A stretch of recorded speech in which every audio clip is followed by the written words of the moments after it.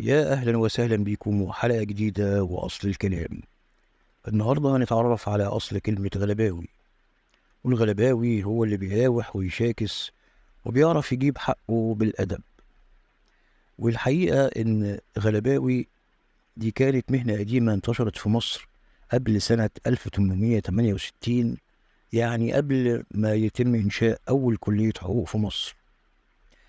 حوالين المحاكم كانت بتنتشر أكشاك للكتبة العموميين، وأكشاك الكتبة دي كانت نوعين: كشك العرض حلجي، وده اللي بيكتب التظلمات والالتماسات والعرائض، وكشك الغلباوي، وده بقى تقدر تقول عليه محامي الفقراء.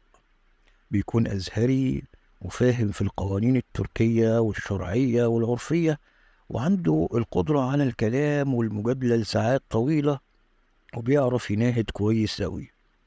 والحقيقة إن الناس وقتها كانوا بيفضلوا الغلباوي الجعجاع اللي بيتكلم كتير، على أمل إن القاضي يكش منه، عن الغلباوي اللي بيستخدم قدرة الإقناع بالأدلة والبراهين.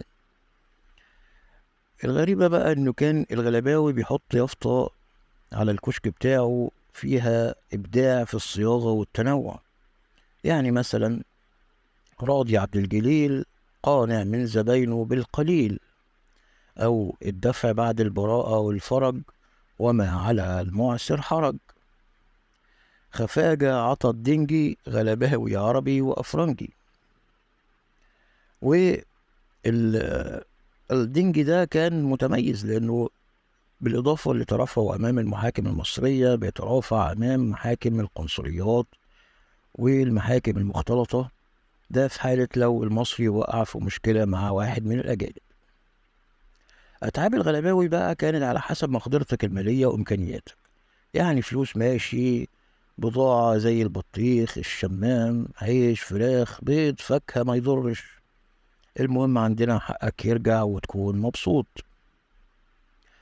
ومن طرائف الغلبوية إن كتير منهم كان بينسى نفسه وبيترافع ويجلجل بصوته عشان يخلي القاضي يكش، وبتاخده الجلالة ويخبط بإيده على منصة القاضي، فالقاضي بيحكم ببراءة المتهم ويحبس الغلباوي شهر.